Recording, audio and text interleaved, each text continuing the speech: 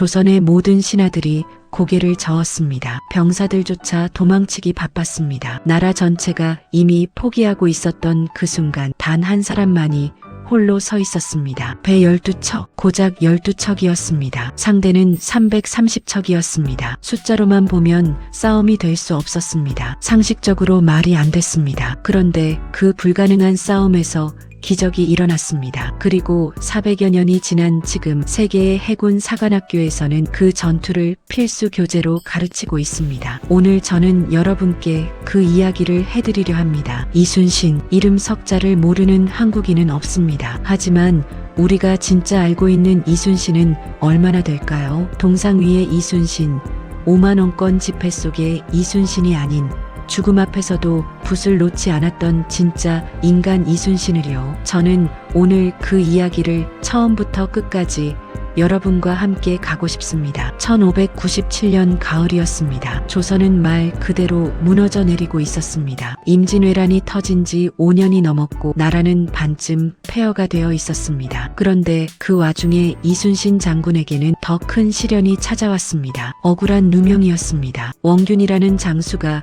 이순신을 모함했습니다. 조정에서는 이순신을 의금부에 가두고 고문을 했습니다. 목숨을 잃을 뻔했습니다. 간신히 목숨만 건진 이순신은 계급이 박탈된 채 백의종군을 명받았습니다. 아무런 직위도 군사도 없이 전쟁터를 따라다니는 신세가 된 것입니다. 그러는 사이 원균이 이순신의 자리를 차지했습니다. 그리고 그 결과는 참담했습니다. 1597년 7월 7천량 해전이 벌어졌습니다. 원균이 이끄는 조선수군은 일본군에게 완전히 괴멸당했습니다. 전선 160척이 모두 불타거나 침몰했습니다. 원균도 그 자리에서 목숨을 잃었습니다. 조선수군은 사실상 존재하지 않게 된 것입니다. 나라 전체가 패닉 상태였습니다. 선조 임금은 다급하게 이순신을 다시 불렀습니다. 삼도수군 통제사로 복귀시켰습니다. 하지만 이순신이 돌아와서 발견한 것은 폐허였습니다. 남은 배가 12척이었습니다. 병사들은 뿔뿔이 흩어져 있었습니다. 군량도 없었습니다. 무기도 부족했습니다. 사기는 바닥이었습니다. 병사들의 얼굴에는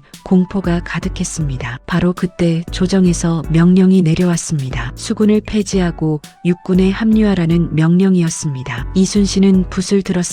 그리고 역사에 길이 남을 한 통의 장계를 썼습니다. 신에게는 아직 12척의 배가 있사옵니다. 이 한 문장이 역사를 바꿨습니다. 이순신은 12척으로 싸우겠다고 했습니다. 포기하지 않겠다고 했습니다. 그리고 단 한 가지 조건을 내걸었습니다. 수군을 없애지 말아달라는 것이었습니다. 조정은 반신반의했습니다. 그러나 달리 방법이 없었습니다. 이순신은 남은 12척을 이끌고 울돌목으로 향했습니다. 지금 여러분, 울돌목이 어떤 곳인지 아십니까? 전라남도 해남과 진도 사이에 있는 좁은 바닷길입니다. 폭이 겨우 290m밖에 안 됩니다. 그리고 이곳에는 특별한 것이 있었습니다. 바로 물살이었습니다. 울돌목의 물살은 상상을 초월합니다. 밀물과 썰물이 바뀔 때마다 물이 마치 살아있는 것처럼 소용돌이칩니다. 빠를 때는 초속 6m가 넘습니다. 배를 통제하기가 극도로 어렵습니다. 경험 없는 뱃사람에게는 그 자체로 무덤입니다. 이순신은 이것을 알고 있었습니다. 그는 이 물살이 언제 어느 방향으로 흐르는지 정확히 꿰뚫고 있었습니다. 오랜 전투 경험과 치밀한 관찰 끝에 얻은 지식이었습니다. 그리고 그 지식이 전략의 핵심이 됐습니다. 1597년 음력 9월 16일 이른 아침이었습니다. 일본 전선 330척이 울돌목을 향해 몰려왔습니다. 그야말로 바다가 배로 가득 찼습니다. 조선 병사들은 그 광경을 보고 오금이 저렸습니다. 몇몇은 그 자리에서 도망치려 했습니다. 이순신은 꿈쩍도 하지 않았습니다. 그는 이미 모든 것을 계산해 두고 있었습니다. 울돌목의 좁은 입구, 이것이 첫 번째 핵심이었습니다. 330척의 배가 한꺼번에 들어올 수 없었습니다. 좁은 목에서는 숫자가 의미를 잃습니다. 한 번에 들어올 수 있는 배는 제한됩니다. 이순신은 이 지형을 방패로 삼았습니다. 두 번째는 물살이었습니다. 이순신은 조류의 방향이 바뀌는 시간을 정확히 파악했습니다. 아침에는 동쪽에서 서쪽으로 흘렀다가 때가 되면 서쪽에서 동쪽으로 바뀝니다. 이 타이밍을 이용하면 일본 배들이 물살에 휩쓸려 통제를 잃게 됩니다. 반면 조선 배들은 그 흐름을 타고 유리한 위치를 잡을 수 있었습니다. 세 번째는 판옥선이었습니다. 조선의 판옥선은 일본 배보다 훨씬 높이 솟아 있었습니다. 갑판 높이에서 아래로 내려다보며 싸울 수 있었습니다. 반면 일본군은 올려다보며 싸워야 했습니다. 물리적으로 불리한 구조였습니다. 그리고 네 번째는 이순신 자신이었습니다. 전투가 시작됐습니다. 일본 전선들이 울돌목으로 밀려들었습니다. 조선 수군은 좁은 목을 막고 버텼습니다. 처음에는 조선 배들이 밀리는 것처럼 보였습니다. 병사들 사이에서 동요가 일었습니다. 뒤로 빠지는 배들이 생겼습니다. 바로 그 순간이었습니다. 이순신의 대장선이 홀로 앞으로 나아갔습니다. 지휘관이 앞장서는 것이었습니다. 죽음을 각오한 전진이었습니다. 그것을 본 병사들이 멈칫했습니다. 그리고 뒤따르기 시작했습니다. 전투는 다시 살아났습니다. 물살이 바뀌는 시간이 됐습니다. 이순신이 기다리던 그 순간이었습니다. 조류가 방향을 바꾸자 일본 전선들이 흔들리기 시작했습니다. 배들이 서로 부딪혔습니다. 통제가 불가능해졌습니다. 바로 그때 조선 수군의 총통이 불을 뿜었습니다. 천둥 같은 소리가 울돌목을 가득 채웠습니다. 일본 배들이 불타기 시작했습니다. 물살에 휩쓸린 배들이 서로 엉켜 빠져나올 수가 없었습니다. 울돌목은 그야말로 불바다가 됐습니다. 전투는 하루 종일 계속됐습니다. 해가 질 무렵 일본 함대는 퇴각했습니다. 330척 가운데 31척이 격침됐습니다. 나머지는 모두 도주했습니다. 조선은 12척을 모두 지켰습니다. 세계 해전사에 유례가 없는 대역 전극이었습니다. 이 전투의 승리는 단순한 군사적 승리가 아니었습니다. 전쟁의 흐름 자체를 바꿔버렸습니다. 일본군은 서해로 진출해 명나라까지 치려던 계획을 완전히 포기해야 했습니다. 조선의 서해 제해권이 유지됐고 그것이 결국 전쟁을 끝내는데 결정적인 역할을 했습니다. 그런데 저는 지금 여기서 한 가지 이야기를 더 드리고 싶습니다. 전투가 끝난 그날 밤 이순신은 일기를 썼습니다. 난중일기입니다. 이순신이 임진왜란 내내 쓴 일기입니다. 그 일기 안에는 우리가 몰랐던 이순신이 있습니다. 명량해전 바로 전날 밤의 일기를 보면 이런 내용이 나옵니다. 밤새 잠을 이루지 못했다. 내일 죽을 수도 있다는 생각이 든다. 하지만 물러설 수 없다. 나라가 나를 필요로 한다. 이 글을 쓴 사람이 바로 그 이순신이었습니다. 사람들은 이순신을 두려움이 없는 영웅으로 생각합니다. 하지만 난중일기를 읽으면 전혀 다른 이순신을 만납니다. 그는 두려워했습니다. 아팠습니다. 슬퍼했습니다. 어머니가 돌아가셨을 때 이순신은 이렇게 썼습니다. 하늘이 무너지는 것 같다. 이 슬픔을 어찌할꼬. 아들이 전투에서 목숨을 잃었을 때는 이렇게 썼습니다. 내 자식을 내 손으로 묻었다. 아비된 자로서 이보다 큰 죄가 어디 있으랴. 동료들이 자신을 배신하고 모함했을 때는 이렇게 썼습니다. 억울하지만 참는다. 나라를 위해 참는다. 이순신은 영웅이기 이전에 인간이었습니다. 아파하고 슬퍼하고 두려워하는 평범한 인간이었습니다. 그럼에도 불구하고 그는 끝까지 자리를 지켰습니다. 그것이 진짜 위대함입니다. 두려움이 없어서 용감한 것이 아니라 두려우면서도 나아가는 것이 진정한 용기입니다. 이제 세계가 이순신을 어떻게 평가하는지 이야기할 차례입니다. 영국에는 트라팔가 광장이 있습니다. 그 광장 한가운데 우뚝 솟은 기둥 위에 서 있는 사람이 바로 넬슨 제독입니다. 1805년 트라팔가 해전에서 프랑스와 스페인 연합 함대를 무찌른 영국의 영웅입니다. 영국 사람들은 넬슨을 세계 최고의 해군 제독이라고 믿어왔습니다. 그런데 영국의 해군 사학자 발라드 제독이 이런 말을 했습니다. 이순신은 넬슨보다 위대하다. 충격적인 말이었습니다. 영국 사람이 자국의 영웅보다 조선의 장수가 더 위대하다고 한 것입니다. 왜 그랬을까요? 비교해보면 이해가 됩니다. 넬슨이 싸운 트라팔가 해전을 보면 영국 함대는 27척이었고 프랑스와 스페인 연합 함대는 33척이었습니다. 숫자 차이가 6척이었습니다. 그리고 영국이 이겼습니다. 물론 넬슨이 그 전투에서 전사한 것은 엄청난 희생이지만 전체 전력을 보면 비교적 대등한 싸움이었습니다. 반면 이순신이 싸운 명량해전을 보면 조선은 12척이었고 일본은 330척이었습니다. 숫자 차이가 27배 이상이었습니다. 이 싸움에서 이순신이 이겼습니다. 그리고 12척을 모두 지켰습니다. 군사 전략의 관점에서 이것은 인류 역사에서 전례가 없는 일이었습니다. 미국 해군 사관학교에서도 이순신의 명량해전을 가르칩니다. 중국 해군도 이순신 전술을 연구합니다. 일본조차 이순신에 관한 책을 수백 권 이상 출판했습니다. 패배한 상대방이 더 많은 책을 쓴다는 것, 그것 자체가 이순신의 위대함을 증명합니다. 영국의 저명한 역사가 스티븐 터니는 이런 말을 했습니다. 이순신은 역사상 가장 뛰어난 해군 지휘관 중 한 명이다. 그의 전략적 사고는 현대 해군 전술의 교본이다. 세계가 이순신을 기억하는 방식이 있습니다. 불가능한 상황에서 포기하지 않은 사람, 두려워하면서도 앞으로 나간 사람, 나라를 위해 자신의 모든 것을 바친 사람, 바로 이것입니다. 그런데 저는 지금 더 중요한 이야기를 하고 싶습니다. 이순신이 싸운 그 전쟁은 어디에서 끝이 났을까요? 1598년 노량 앞바다였습니다. 임진왜란의 마지막 전투, 노량해전이었습니다. 이미 일본의 실질적 지도자였던 도요토미 히데요시가 죽었습니다. 일본군은 철수하려 했습니다. 그러나 이순신은 그냥 보내지 않았습니다. 마지막까지 싸웠습니다. 그리고 그 전투에서 이순신은 유탄에 맞았습니다. 치명상이었습니다. 이순신은 쓰러지면서 이렇게 말했다고 전합니다. 싸움이 급하다. 내가 죽었다는 말을 하지 말라. 그리고 그 말 그대로 이순신이 죽은 이후에도 전투는 계속됐습니다. 그의 죽음은 전투가 끝날 때까지 비밀로 지켜졌습니다. 이순신은 마지막 숨을 거두면서도 나라를 먼저 생각했습니다. 전쟁은 조선의 승리로 끝났습니다. 이순신 없는 세상에서 지금 이 이야기를 듣고 계신 여러분, 어떤 생각이 드십니까? 저는 이순신의 이야기를 준비하면서 난중일기를 다시 읽었습니다. 그리고 한 가지 사실이 너무나 가슴에 와 닿았습니다. 이순신이 살았던 시대, 그 시대가 얼마나 혹독했는지를요. 전쟁 속에서 아들을 잃었습니다. 어머니를 잃었습니다. 믿었던 동료에게 배신당했습니다. 억울하게 감옥에 갔습니다. 고문을 당했습니다. 모든 것을 빼앗겼습니다. 그럼에도 불구하고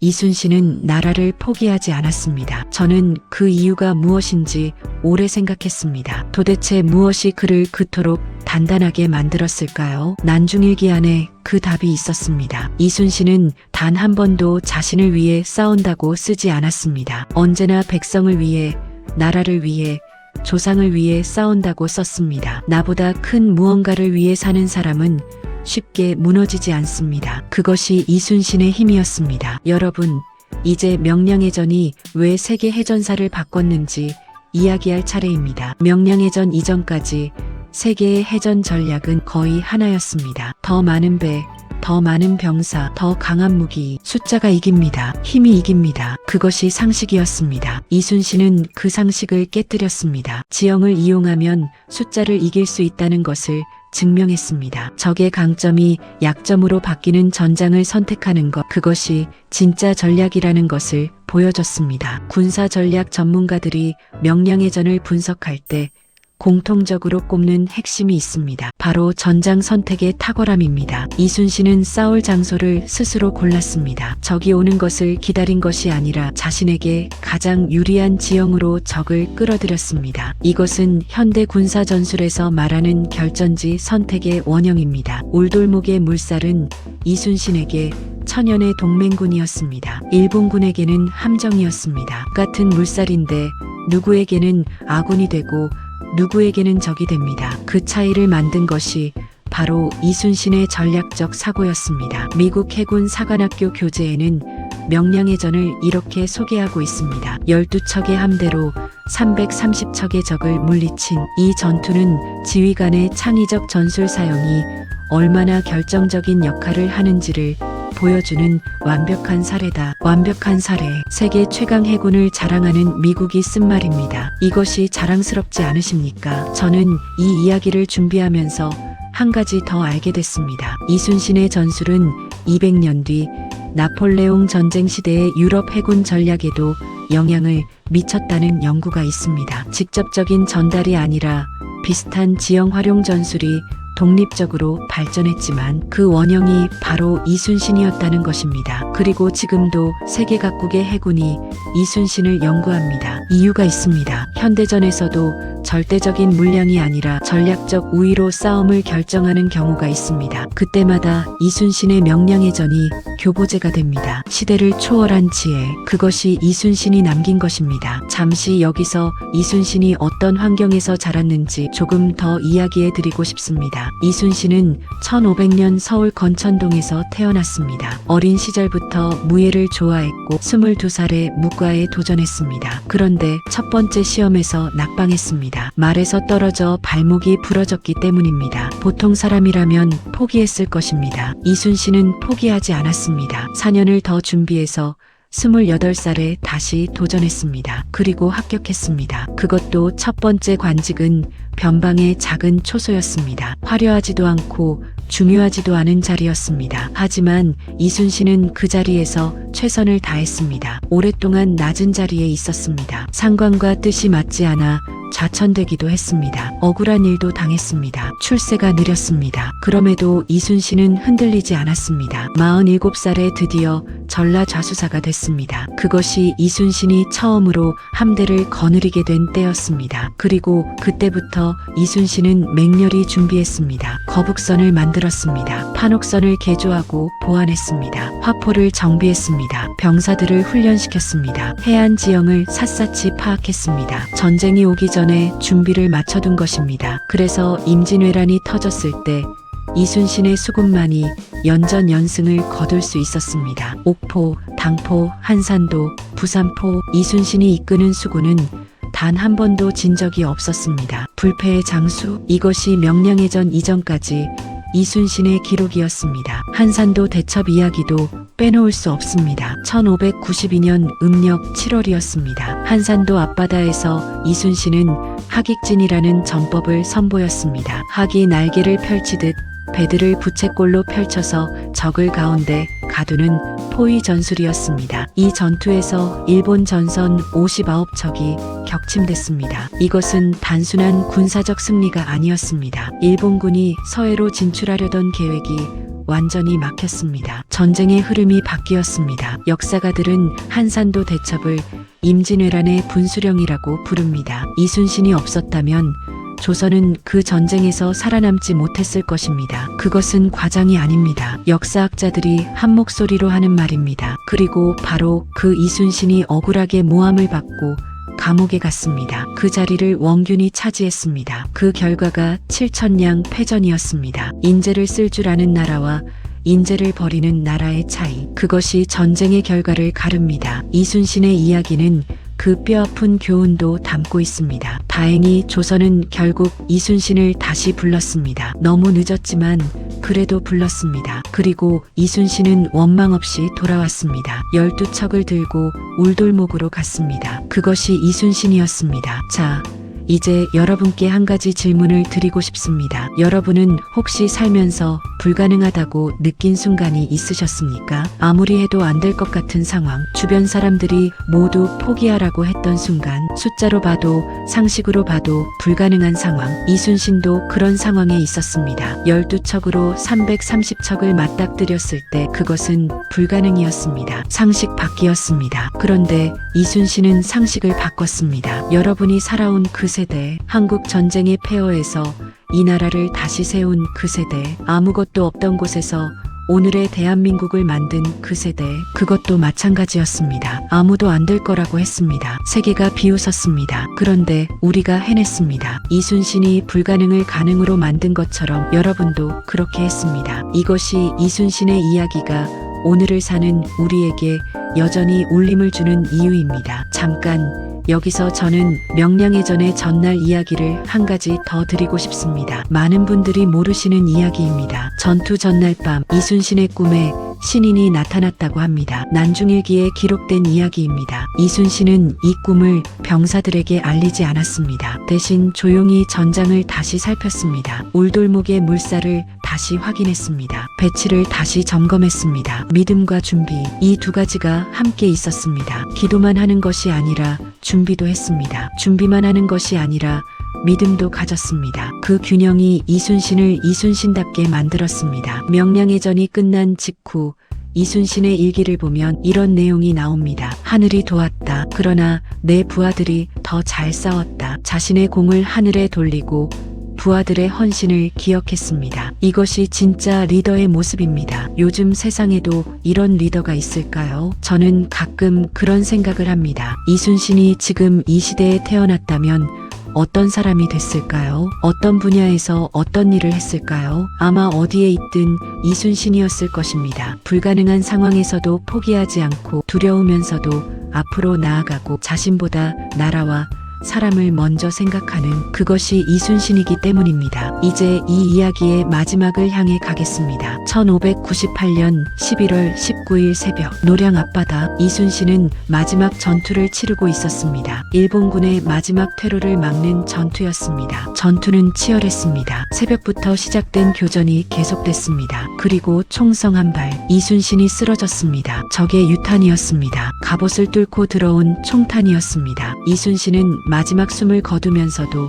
그 말을 남겼습니다. 싸움이 급하다. 내가 죽었다는 말을 하지 말라. 조카 이완이 그의 몸을 덮어 죽음을 숨겼습니다. 전투는 계속됐습니다. 조선 수군은 이순신이 죽은 줄도 모르고 싸웠습니다. 그리고 이겼습니다. 전쟁이 끝났습니다. 이순신이 없어도 이순신이 만든 조선 수군은 이겼습니다. 이순신이 자신의 마지막 순간까지 지켜온 그 정신이 이겼습니다. 임진왜란은 7년의 전쟁이었습니다. 수많은 사람이 죽었습니다. 국토가 황폐해졌습니다. 엄청난 고통이었습니다. 그러나 조선은 살아남았습니다. 그 중심에 이순신이 있었습니다. 여러분, 난중일기는 유네스코 세계기록유산입니다. 1592년부터 1598년까지 7년 동안 이순신이 쓴 일기가 지금 세계 인류의 기록으로 등재되어 있습니다. 한 사람의 일기가 세계 유산이 됐습니다. 그 일기는 단순한 전쟁 기록이 아닙니다. 극한의 상황에서도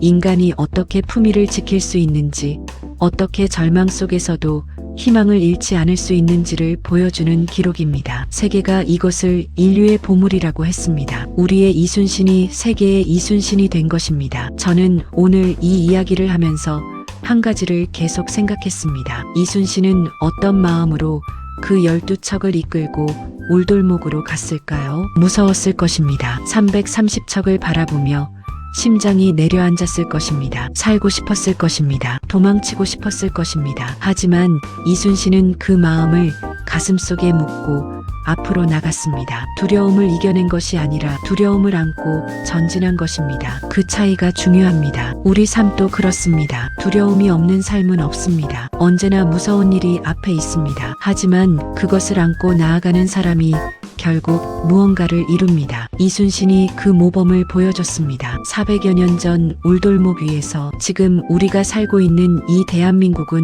그냥 주어진 것이 아닙니다. 이순신 같은 사람들이 목숨을 걸고 지켜낸 나라입니다. 전쟁의 폐허 속에서 맨손으로 다시 일으킨 나라입니다. 아무것도 없던 곳에서 기적을 만들어낸 나라입니다. 그리고 그 기적의 주인공은 바로 이 영상을 보고 계신 여러분과 같은 분들이십니다. 이순신이 배 12척으로 330척을 이겼듯이 여러분 세대도 아무것도 없는 곳에서 오늘의 대한민국을 만들어냈습니다. 그것이 기적이 아니면 무엇이겠습니까? 세계가 한국의 경제 성장을 기적이라고 부릅니다. 한강의 기적이라고 합니다. 그런데 저는 생각합니다. 기적은 저절로 오지 않습니다. 기적은 사람이 만드는 것입니다. 이순신이 기적을 만들었습니다. 그리고 여러분도 기적을 만들었습니다. 같은 피, 같은 정신, 같은 이 땅 위에서 이 나라가 자랑스럽지 않으십니까? 저는 자랑스럽습니다. 이순신의 이야기를 할 때마다 저는 왜 이렇게 가슴이 벅차오르는지 모르겠습니다. 400년 전 이야기인데 마치 어제 일처럼 생생하게 느껴집니다. 그것은 이 이야기가 단순한 역사가 아니기 때문입니다. 이것은 이 땅에 사는 우리 모두의 이야기입니다. 포기하지 않은 사람들의 이야기입니다. 불가능 앞에서도 앞으로 나간 사람들의 이야기입니다. 그 정신이 이순신에게서 시작되어 여러분에게 이어지고 이제 다음 세대로 전해지고 있습니다. 오늘 이 이야기 주변 소중한 분들과 함께 나눠주시면 정말 감사하겠습니다. 부모님께, 형제에게, 자녀에게 이순신의 이야기를 들려주십시오. 우리가 어떤 나라에 살고 있는지, 우리 앞에 어떤 사람들이 있었는지를요. 그리고 댓글에 한마디 남겨주시겠습니까? 살아오시면서 가장 힘들었던 순간, 그럼에도 포기하지 않았던 그 경험을요. 그것이 바로 여러분의 명량의 전입니다. 이순신의 이야기는 끝났지만 우리의 이야기는 지금도 계속되고 있습니다. 감사합니다. 오늘도 이 영상을 끝까지 봐주셔서 진심으로 감사드립니다. 구독과 좋아요는 이런 콘텐츠를 계속 만들 수 있는 큰 힘이 됩니다. 다음 영상에서 또 뵙겠습니다.